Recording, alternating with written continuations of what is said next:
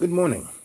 I'd like to start this off with a statement that this is strictly for entertainment's sake. It has nothing to do with any educational or call to social responsibility or an insight to our society's illness manifested by what we see at the moment, or a attack on anything that has been the historical reference of our society that represents the powers that shouldn't be, or the hidden hand, or the sock puppets, or the corporate fascist state. My chat today is strictly an entertainment. Something like Rocky and Bullwinkle. Something like The Simpsons. Something like anything you want to think of as entertainment in the most good-natured and high-minded way. I'm going to start off today with talking about an individual that I'm just starting to study, and her name is Teal Swan. Teal Swan. And I have to do more homework on her because she seems like quite an amazing person whose content was quite amazing, whose bravery was quite amazing, who was like the Joan of Arc, of the Ark, of the open window. I started doing Dreamy Dreamland with Sensei Bob because I have an interesting skill set. I'm a shamanic, psychosocial, cultural, forensic, anthropologic alchemist. And all of those things put together is a person who looks at trends, right? And I not only look at, what happened yesterday or a couple days ago, I look at every kind of trend. And they're like rods. Like when you go to a forensic, like let's say a crime scene, let's say a shootout, right? And they have all these bullet holes, and they take a string or a stick and look at the trajectory of those shootings, right? To see where the shooter was, right? And when you are a psychosocial, cultural, forensic anthropologist, you look at the psychology, and to understand someone's psychology, you got to understand their social, where they came from, who they were, what they're doing, what their job is, what their choices are. Cultural, that's where grandma came from, what the stories you heard, what you ate on Christmas. Forensic, you take it apart thread by thread. And anthropologically, you're supposed to be able to take off your prejudice, right? And often I listen to people. I'm more a listener. I mean, I am a griot. I tell a story. And again, as a griot, I'm saying don't believe anything I say. I'm not urging anyone to take a course of action that they cannot come from here. This is where it has to come from, not from here, not from me, but from here. I'm just a storyteller, right? I can tell you a story just like your parents, well, grandma. The best stories were always told by grandma. And grandma would tell you what she did when she was a little girl and gave you perspective. When babies are born, they only have two fears: fear of loud noises and the fear of falling. Those are the things that make them. If they get jostled and they feel like they're full, they're going to cry. If you hear a loud noise, you're going to cry. But they have no prejudices. And what is a prejudice? Prejudice is someone's opinion. You know, I. Yes, John. Yep, doing a live chat. Oh, why don't you join on the chat, John? Yep. And I'll be out in a little bit. This is going to be a short one.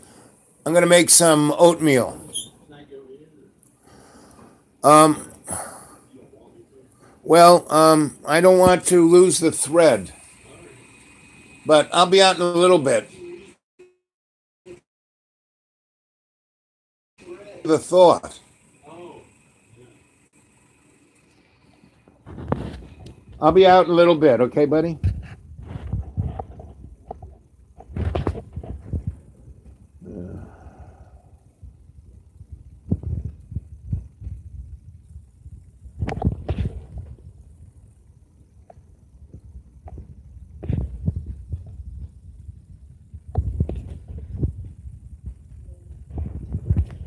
Well, people are still property.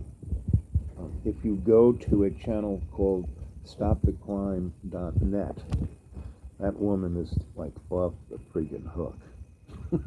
You know, I'm just going to drop people's channels who I find that are truly astounding. Like this teal swan. I just started to look at her. She's like a mind-boggling. And then there's another individual, Paul Michel Foucault, Foucault. He's a French philosopher and sociologist, you know, and he kind of falls into my bailiwick of the shamanic, psychosocial, cultural, forensic, anthropologic alchemist, because what he looks at is fear, punishment, and the malleability of the psyche, right? And that's kind of what I look at too. And I put in trends, historical and social, environmental trends. And why the world feels so out of balance is that they basically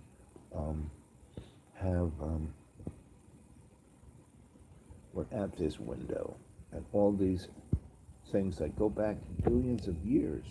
You know, go back to the beginning of the Big Bang. What was the Big Bang? You know, love's co-creation, the great creator, created everything, right? And in the beginning, everything was black, you know, dark. What is blackness? What is darkness? But the every frequency of photonic energy, you know, every color is brought together as a you know, continuity. And when you have all those colors together, you get black. What is light? The light that we perceive is an illusion.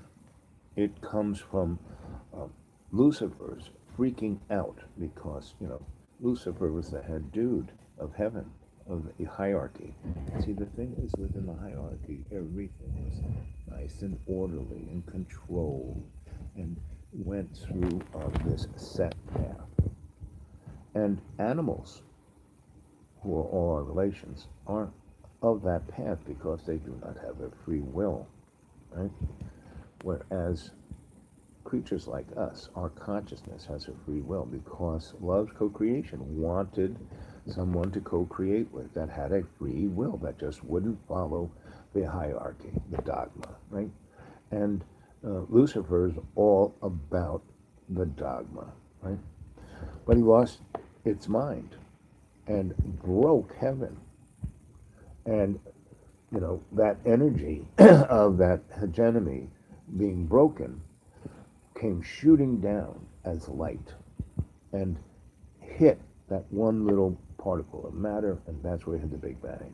And it shot out, right? First it was like, you know, the size of infinitesimal dynamics, and then into a grain of sand, and to marble, golf ball, It just went out. It just keeps going out. Right now, physicists talk about entropy, right? And that this is all going to slow down and kind of rubber band back. But no. So I'm back. I was interrupted there, you know.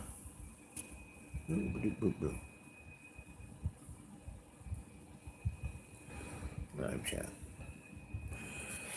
Yes, back. Okay, good. Anyway, so again, I'm saying I'm giving a little notification that this has nothing, don't believe anything I say, you know. This is entertainment, This is like Las Vegas. This is like the circus. This is the carnival, right? And go look at what the carnival was, right?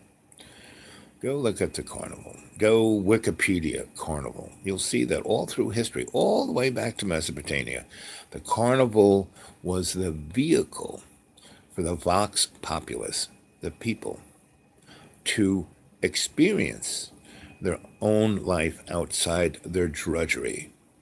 And that's what Dreamy Dreamland with Sensei Albob is all about, right? Entertainment, 100%, you know.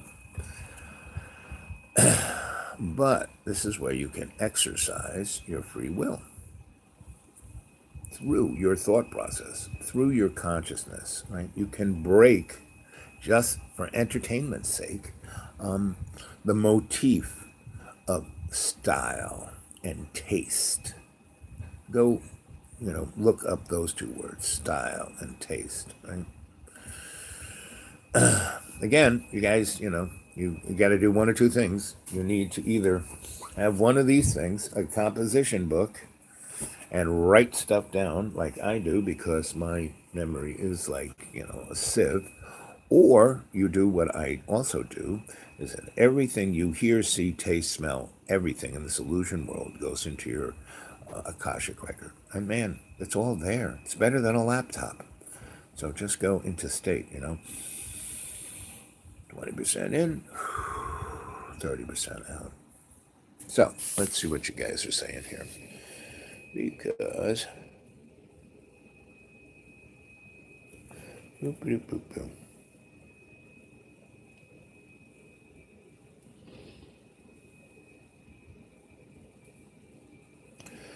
Again, we're all property. There are in 1933 or thereabouts, we were put in a state of emergency, signed an executive order, and by FDR. And we have not come out of that state we have been a state of emergency, a state of war since 1933. And so we had no constitution or rule of law since then. And really, we have no, rule of law since Christopher Columbus came here. The only good Indian is a dead Indian. Knock, knock. She's amazing, yep. And the fact that she got attacked, shows the level, the quality of her content. Now, I'm starting right at the beginning. Don't believe a word I say, come from your own consciousness, your own free will. Your major CPU in your avatar is your heart, right? And your real intellect is the billions of little creatures in your gut, in your colon. Because they got a free will, more than your cat does. That's for sure.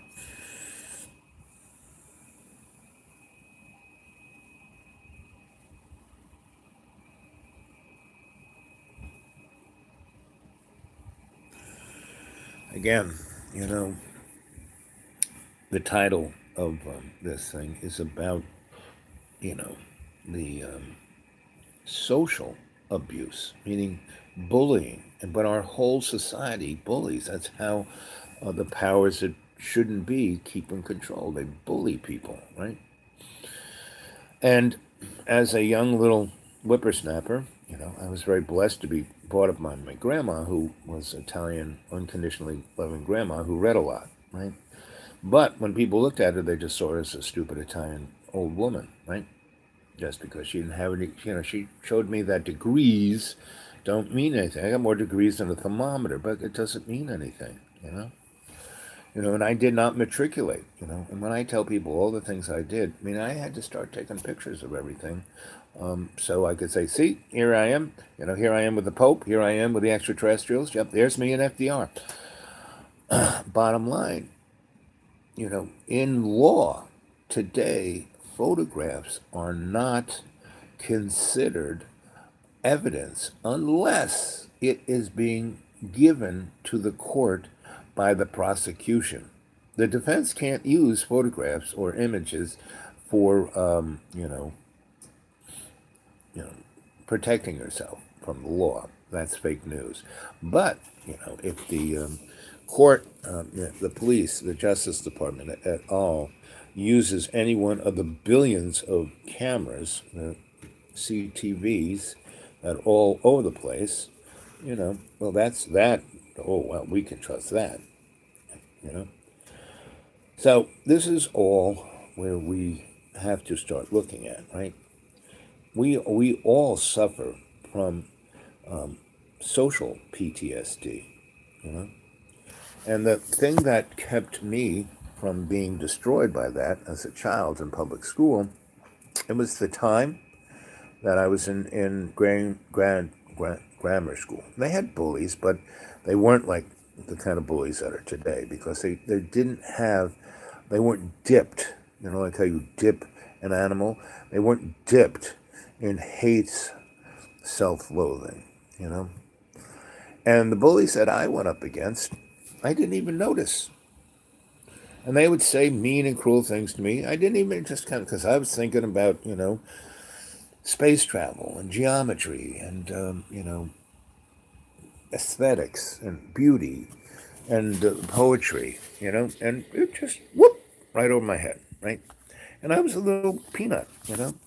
And really, I was too small to beat up, because I would like go between their legs. After I saw that movie with my grandma with the monster, and all I had to do was put, red sneakers on and tie the shoes together, they'd fall over. That's what I did. But no one teaches children how to do this. All they teach is to be a bigger bully, to be more violent. For me to feel safe, I have to be meaner and crueler than the next guy. No, no, no, no.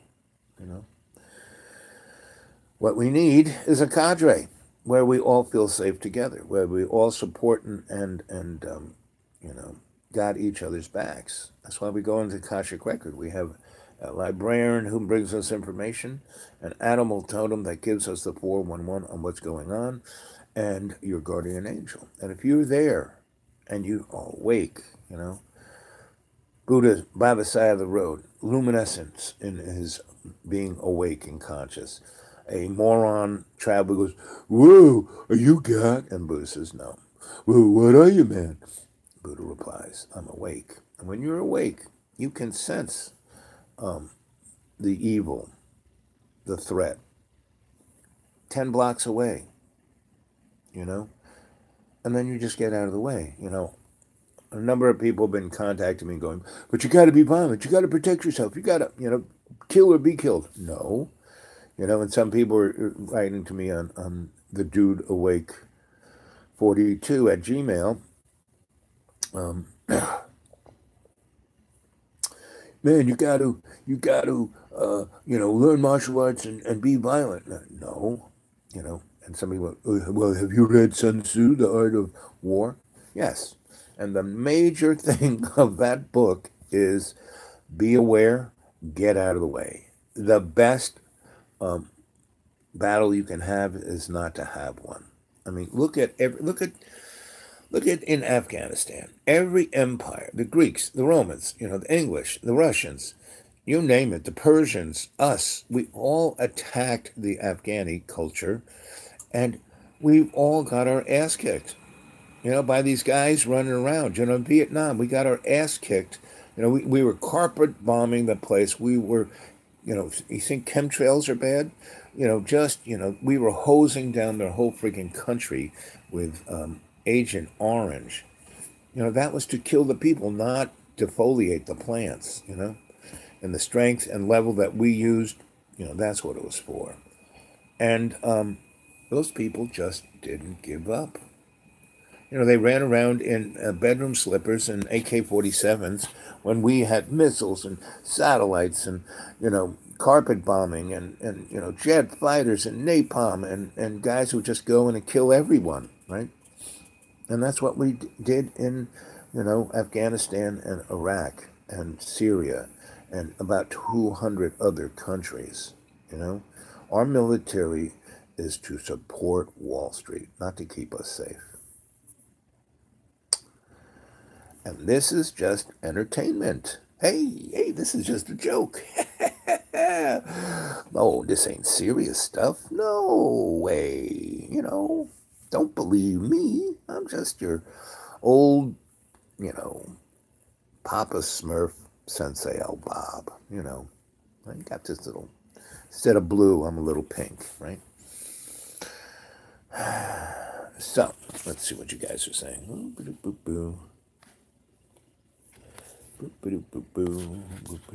Oh, you guys are chatting up a storm.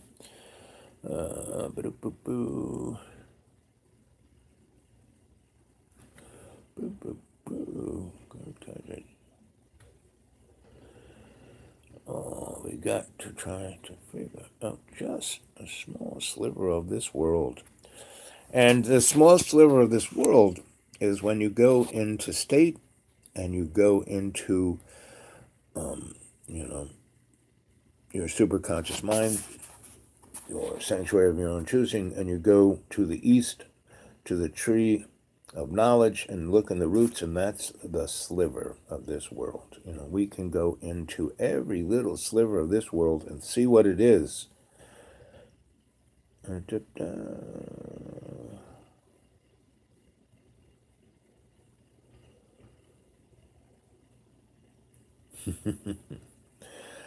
Well, you're Sensei Bob. I'm here to be, show you on the path of being a goofball. Hey there, buddy. Bugnuts. Research. G. You're all my relations. I love you all. Do.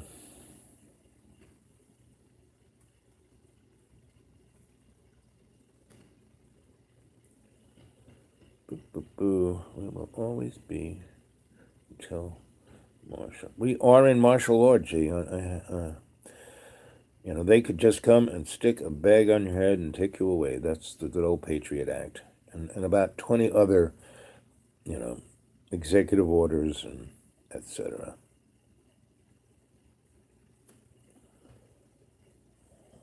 Yes, stroke those little lotus petals and bless them. Exactamon. That is the best thing I've heard this morning, buddy. Thank you.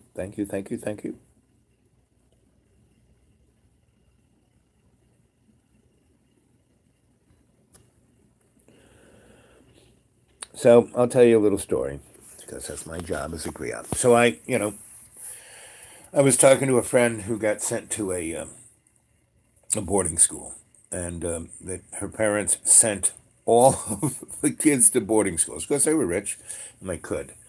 And I said, well, your parents just wanted all of you guys out of the house so they could screw in the living room, and not have to take care of you. They could just pay somebody else, right? And you would be, programmed to be the cultural edifice that they wanted you to be. Oh, no, my parents were really great. Oh, they were really the best. They were so sharp. They were so, oh, boy. Right? Yeah. No one's parents is that, They have good sides and bad sides. So I got sent to, and to the day my mother died, she said, oh, you begged us to go to a seminary to be a Catholic priest. Really? No, sorry. I had my friends, I went through 3rd, 4th, 5th, 6th grade and had a cadre and a chorus.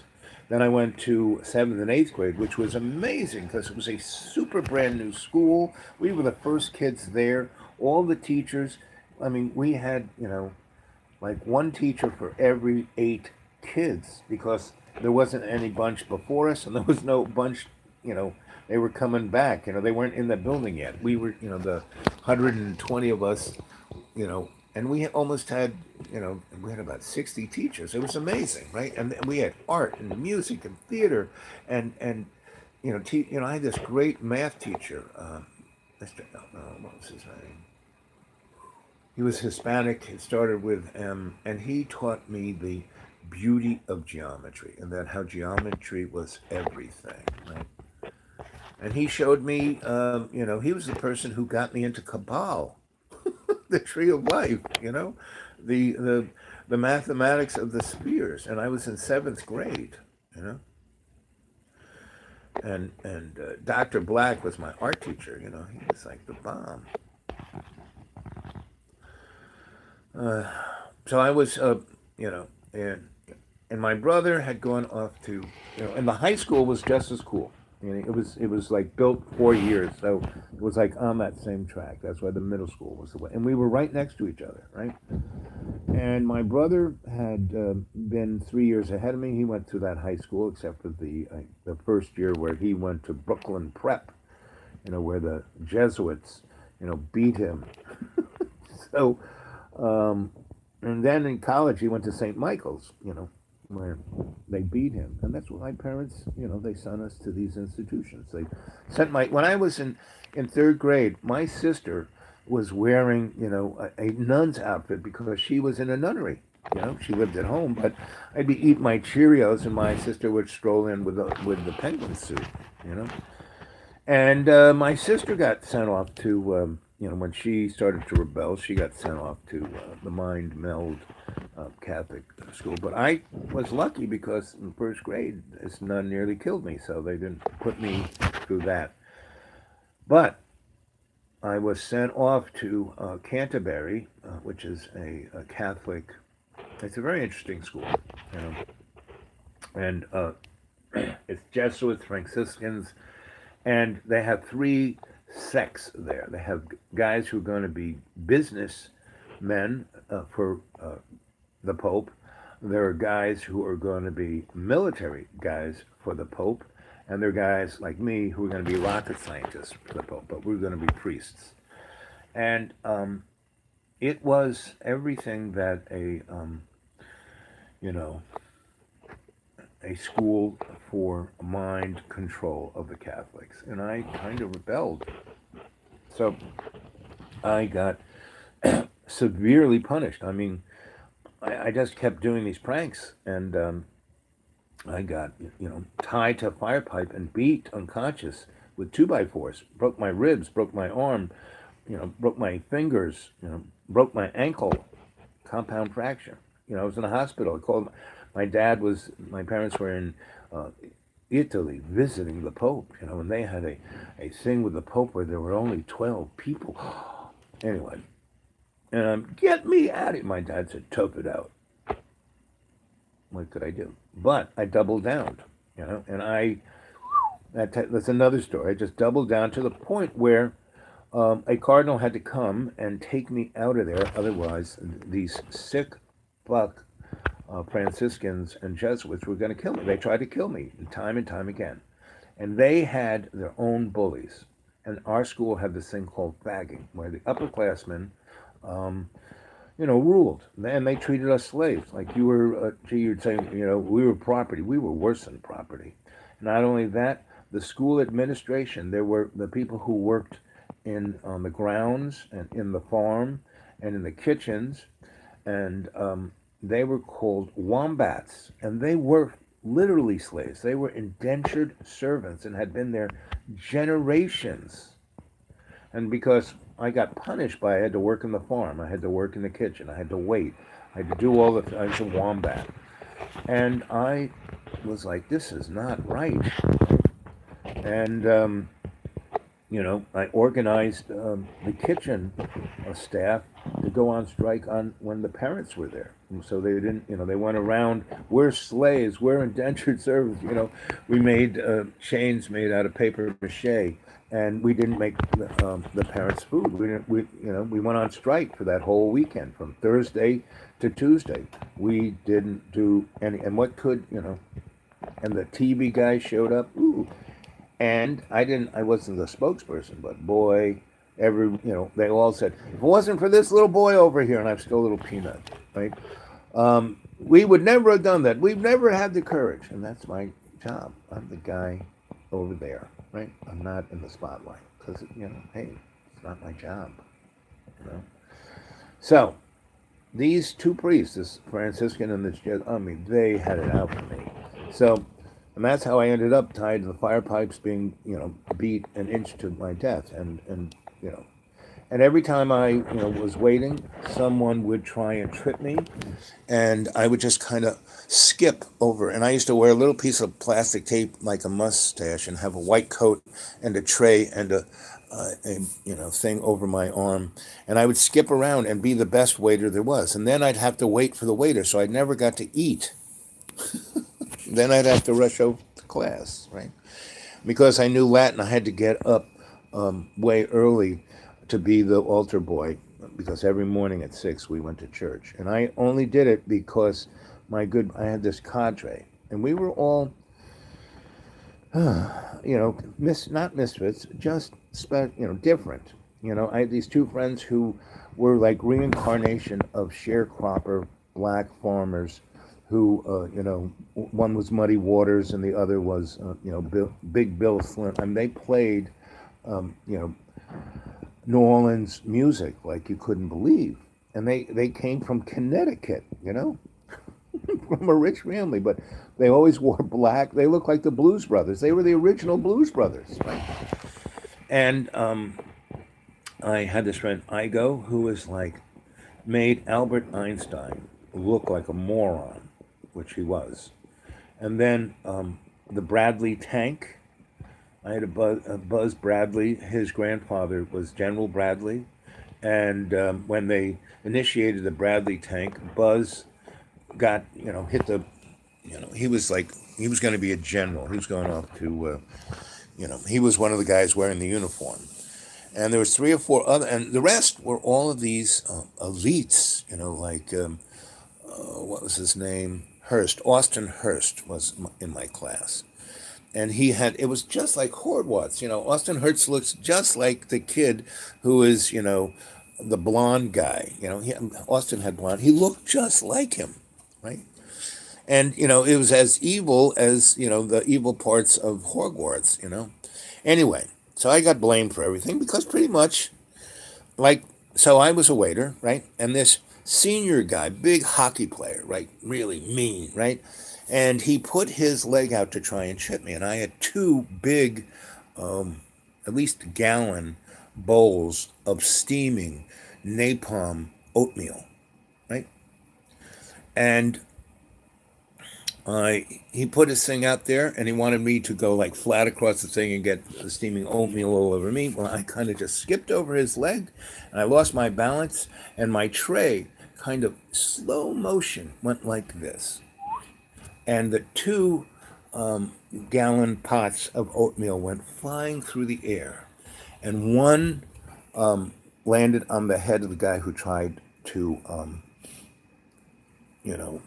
trip me, and the other went on the head of the guy who tied me up to the fire pipes and beat me with, who the other guys just kind of, they didn't want to kill me, but this guy was trying to kill me because he had a thing going on with a priest, right? And so to stay enamored and to love that priest, he was going to kill me. And the priest was right there watching it, goading him on. Hit him harder.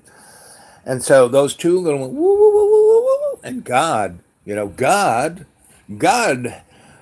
just lost my balance, I didn't place them on these guys' heads, but woo, woo, woo, woo, woo, right on both their heads. And, I don't know if you've ever seen napalm oatmeal, steaming 360 degrees. And oatmeal like glue, right? Stuck to these kids' face. Man, those kids never came back. They were like messed up.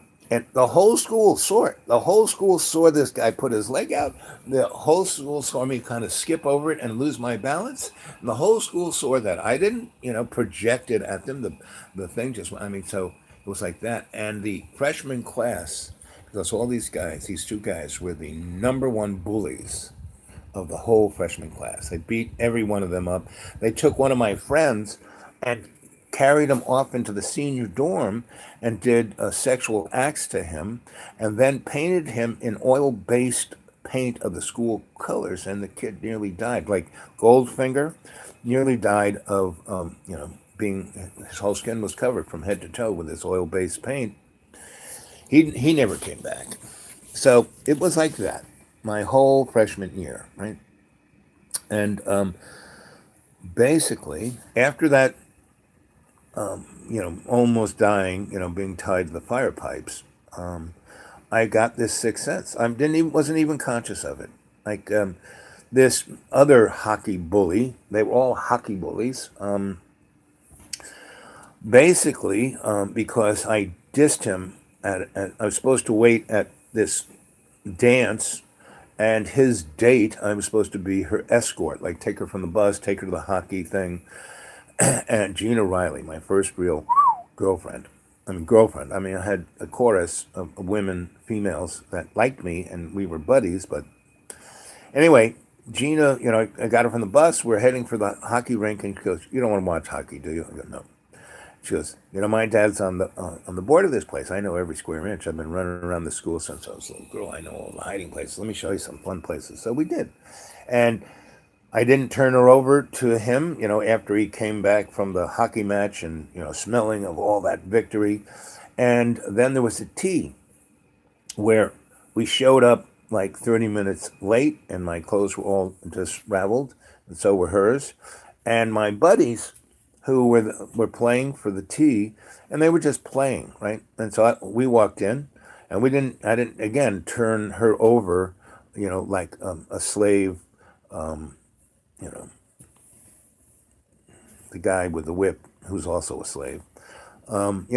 They started playing a really slow, jazzy, bluesy dance tune, and Gina just grabbed me and it was just her and I, and no one else was dancing. And it, went on and on and on. And so the next day, he came looking for me, right? And I'm supposed to be getting ready to go serve, and I'm running a little late. And it was just like Horror. We had a common room. Each, we didn't have rooms. We had a roommate. They were kind of, a room that maybe 6 to 12 guys were in. You had a bathroom for each little common room. And then there was the big room down in front of the dining hall. The freshmen lived in the building that the dining hall was in, because we were slaves. We did all this work.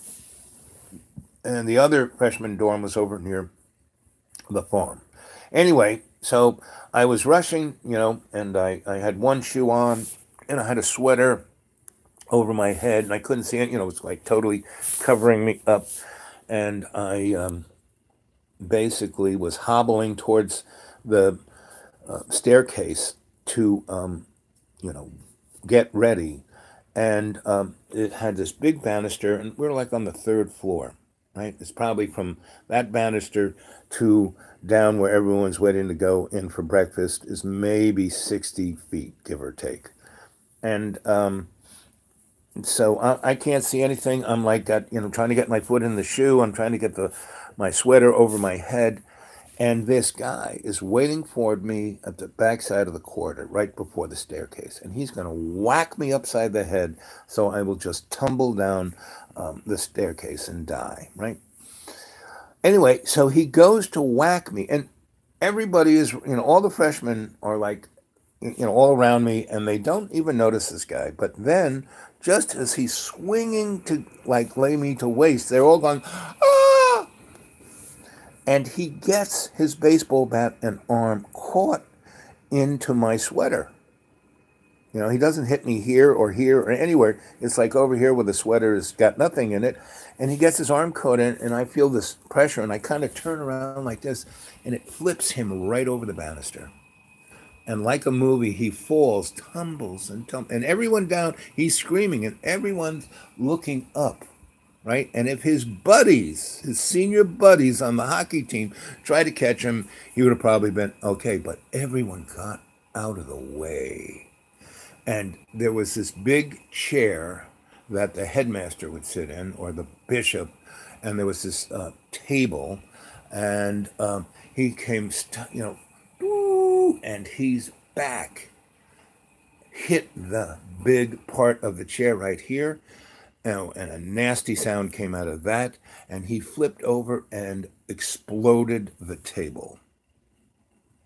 And it was like, everyone just kind of looked at him like that. So from that point on, no one came after me, because this was the time when the TV show Kung Fu was its first thing. And everyone said, Al knows Kung Fu. No, this moron got his baseball bat stuck in my sweater. That's all it was, right? But I went along, I'd like be like Kane, and I started acting like Kane, and that has been my life.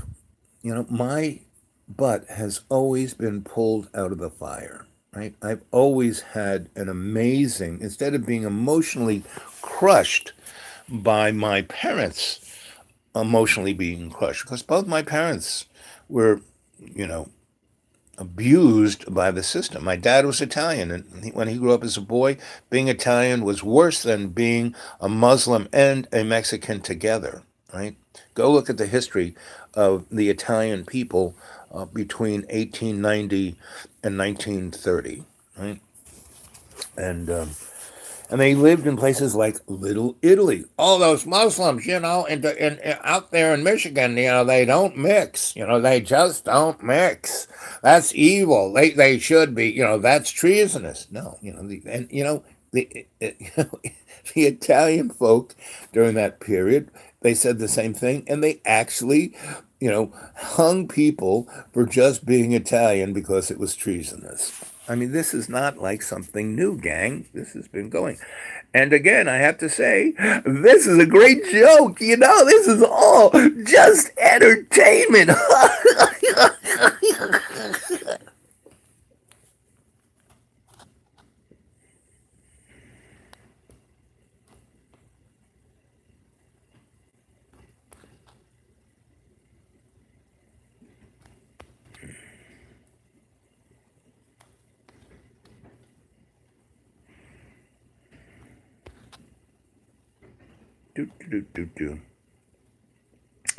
Well, the chat looks very good.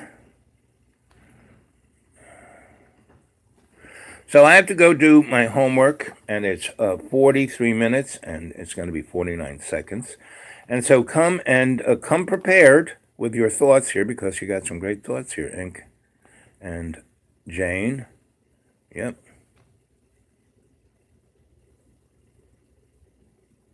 Yeah, and when people go, people were so mean to me, they called me fat. Yeah, well, I'd like you to see, going up against the Catholic Church, getting beat the crap out for a whole friggin' year. And I never gave up, That's why I am your sensei, Al Bob. You're... Yeah, come on in, John. Come on, I'm all dressed. I'm all in one place. Come on in, buddy. Come on in. We're talking. Ooh, sun. Is that sunlight? No, it's the light. Oh, I thought it was sunlight. It looks like sunlight. Hey. So we were talking about bullying. Light coming in on me. Yeah, it looks. It's not coming in on me. But it gives you this great hero-esque look, and you're really looking good, buddy. Yeah. He started texting me a bunch. Who's texting you? Corey or somebody. Corey, something like that. Corey Lewandowski? No, yeah, no. No. You know who Corey Lewandowski is? I have no idea who that is. He's one of Trump's minion. Oh. He's like going to jail. Oh, no. Anyway, we're talking about bullying. how do his people go to? He like defers any of that stuff coming to him to somebody else. You got it, like, buddy. blames Yep, on yep, somebody yep, else? yep, yep, yep, yep. That's kind of how it works. Well, kids, unless you got something to say about bullying, because that's kind of what we were talking about. Bullying. Yes, your experience. It's bad, but the worst part about it is when people follow the rules and the societal norms perfectly, and they set it up to put the blame on other innocent people. And they're like, "What? I didn't do anything wrong." Just like Donald Trump. Yeah. He's a bully. That can be pretty bad when they're really mean and cruel, but they follow the rules perfectly. Like that's how they did all in high school to me. For a lot of those classes, some of the classes were okay. They got along. We had made friends. Everything was good.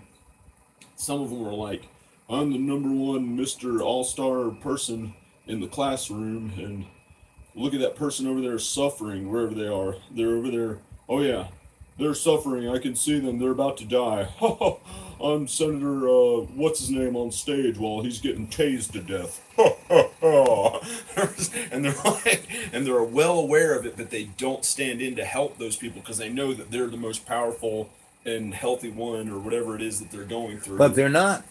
Bullies are the weakest. You just have to. You think they're the weakest in nature? Yeah. They have something to prove, so they get strong in nature, but spiritually They're not strong. awful. Bullies are not strong. They always go in packs. I mean, when you were bullied, was it just? It was always a bunch of Sometimes boys. you can get really healthy and strong in nature and be kind. That's what I've been doing recently, but I'm not there yet. I'm not all the way there yet. You're doing great, though, buddy. I'm getting better. You're getting great. No, the light looks great. It does? Yeah, no. No, the light was good. Oh yeah, no. It I've just been running up and down, like running through the mountains with these boots on. Oh, good. So, is it melting yet? Is it still icy? The roads don't look the best. I mean, the roads aren't. Yes, we're I don't still know. stuck up here until it rains tomorrow. Right. You know. They're not the best, but they're okay. Yep. Yeah. Well, I was about to say goodbye to these guys Yeah. and make oatmeal. Cool. So it's 47 minutes and 25 seconds. I'll say I'll wait till. Bye, everybody. Yep. We'll see you tonight. I love you guys. Have a great day, and remember what we're going to talk about. Yeah. You know, the title of this is going to be what we're going to talk about tonight, and I'm going to focus on those two characters. And remember, this is just entertainment. There's nothing real. Don't believe anything, especially in this bubble of,